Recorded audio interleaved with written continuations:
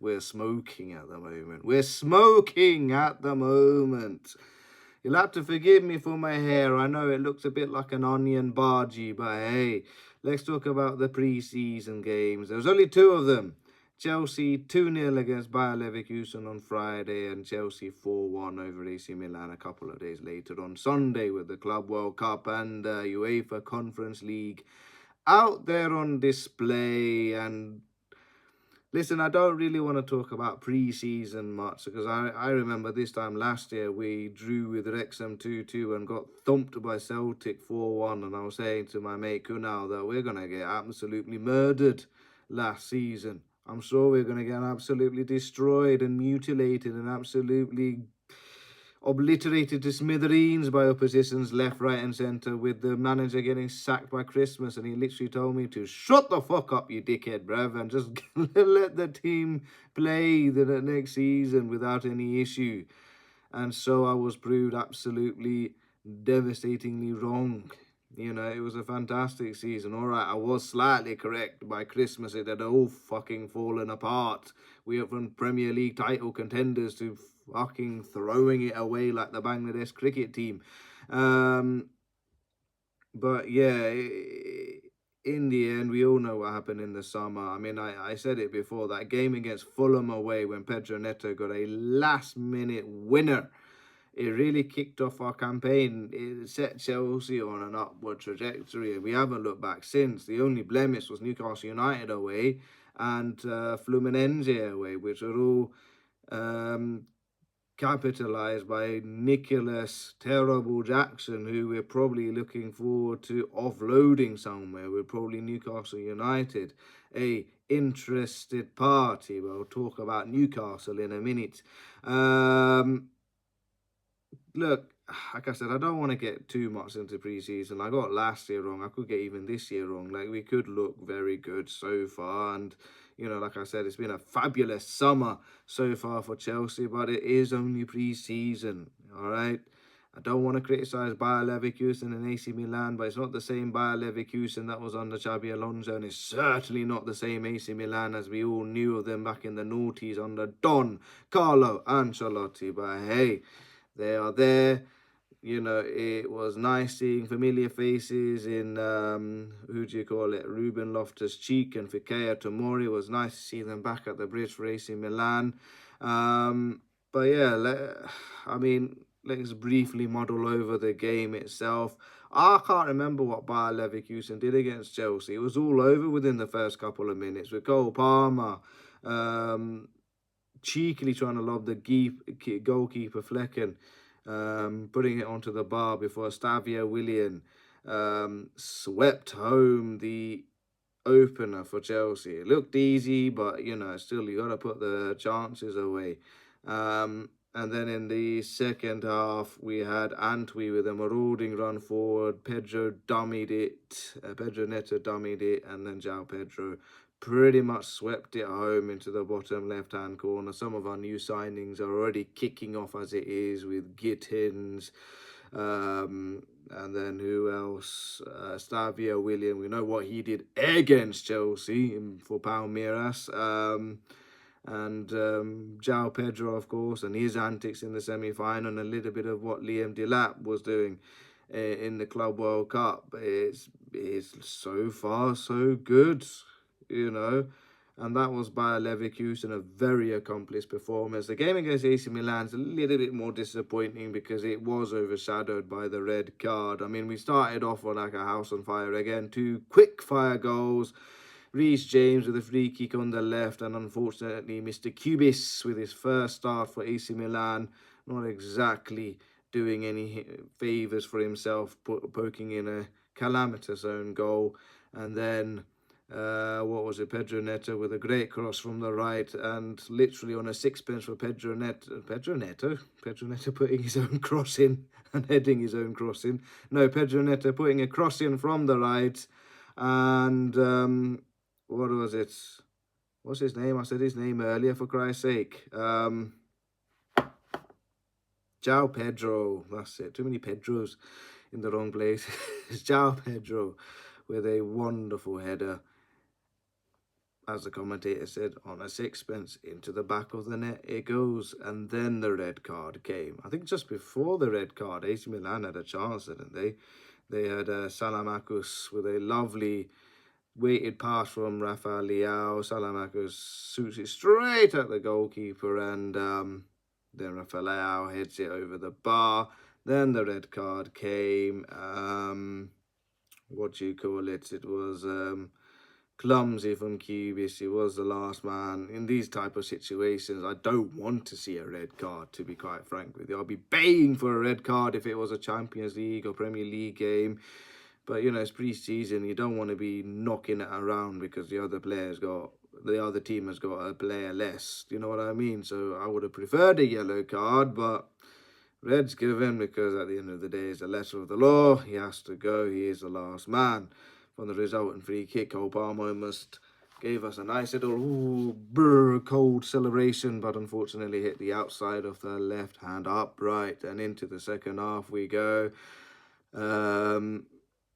It became 3-0, clumsy challenge at the back post on Estavio Willian, and Liam Delap with a solid penalty into the bottom left-hand corner.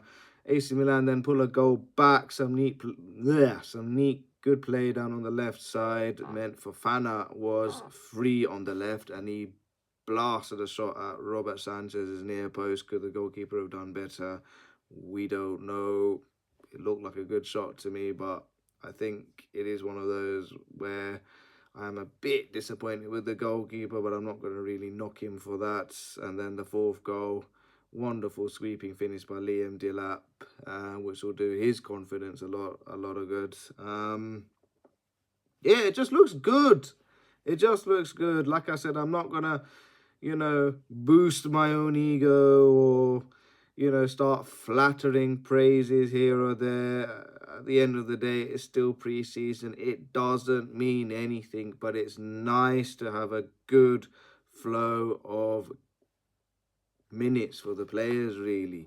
And luckily, well, unluckily, really, actually, to be honest, I was about to say we came off unscathed and we got all our players intact for the season to get up and running. But unfortunately, Levi Colwill will probably be out for 75% of the next season with a horrible injury against Bayer Leverkusen. Was it in that game? No, I think it was in a training session, wasn't it? So he's out for the season. And then today against AC Milan, I believe, what's his name?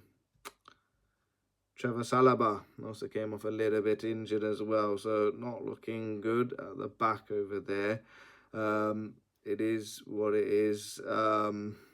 Thankfully, Cole Palmer was not injured. Horrible tackle by Mr. Jarrell Kwanzaa.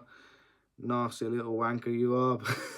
Hitting Cole Palmer on the back of his Achilles there. Thankfully, he got on with it, but it wasn't a friendly challenge, Mr. Kwanzaa. You're trying to help Liverpool win the league next season early, are you? Oh dear, oh dear, oh dear. Not a good challenge, lad. Not a good challenge, let me tell you. But yeah, good win against Bayer Leverkusen, good win against AC Milan. We'll see what the season holds for us. Yeah, there might be more outgoings, hopefully, in this summer transfer window. Hopefully, there's no more actually, with those injuries to our centre-backs, we might need a little bit more of a defensive cover, so we could do with another 20-year contract for somebody. But like I said, I hope there's a little bit more outgoings, especially Nicholas Jackson. I lost my cool with him against the game against Newcastle, and then the one against Fluminense. Just petulance, absolute petulance. And then I got even more annoyed in the semi-final against bloody... who the hell did we play in the semi-final? I even forgot. This is really bad. It wasn't Flamengo, was it? Who did Chelsea play in the bloody Club World Cup semi-final? I know. It was a Brazilian team. It's really annoying me now. I have to research it. Chelsea semi-final. No, it was Fluminense. It was Fluminense, I was right all along. Yeah, against Fluminense, we should have squared it to Cole Palmer and instead tried to beat the goalkeeper at his near post, which really annoyed me. Heck, if he goes to Newcastle, he goes to Newcastle with our blessing. I mean, I laugh at Newcastle, to be honest.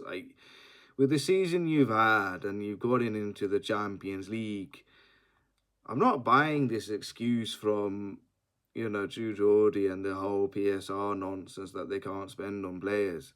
Look, fair enough. I'm not expecting Newcastle to be putting a £500 million bid for Bukayo Saka or something stupid like that. But, man, who gives a shit about PSR? You've mentioned Man City and Chelsea and how we've been sort of getting away with it. But why don't you look at Everton and Nottingham Forest? Haven't Everton been docked 50 trillion points and they're still in the Premier League? Like, get a points deduction. No one gives a shit, cause you're not going to get relegated. But I tell you what, if you break FFP and get a points deduction, I'll tell you what, fair enough, your Premier League campaign will be a bit of a disaster, but you might do something in the Champions League. You really might. At the end of the day, Champions League is all about trying to do what's right for your team. And if you have to, slightly bend FFP like a lot of clubs have been doing, but have been doing it under wraps, then, I think Newcastle need to do it. There are still players from Chelsea that you could have easily have gotten. Kieran Deesby-Hall would have been a magnificent signing for you guys. You guys can still go for Christopher Nkunku. You guys can still go on for Nicholas Jackson. All right, he doesn't touch the feet of Alexander Isak, but he's still a replacement of some sort. Do you know what I'm saying? Like, there's so many players in Chelsea you could go for. I mean, look what Arsenal did. They took Noni Madueke off us, and the first thing he does for Arsenal is unfortunately miss a penalty. So, look. We'll see what happens. We see who comes in and who goes out. But at the end of the day, we are Club World Cup champions. We are champions of the Conference League. And now we are champions of the Visit Malta Cup. Get in. Thoughts against Crystal Palace of our first league game of next season, which starts next week as well. I think it's going to be a tough game. It's not going to be easy at all. I genuinely think that Crystal Palace could, if not get a draw, could get a win in this game. I know Chelsea have looked fabulous, but let's be honest, Crystal Palace have beaten Manchester City in the FA Cup, the one who won the Premier League back to back. All right, Man City weren't as great as, they could have been this last season, but, they still beat them. And then they beat a Liverpool side that's been revamped and refurbished and I thought will look like a complete team for next season. And they beat them on penalties, albeit, but, they more than matched it. They probably deserve to win it in normal time, let alone on penalty shootouts. So they literally will be thinking to themselves, listen, we beat Manchester City, we beat Liverpool, why don't we just beat the Club World Cup champions?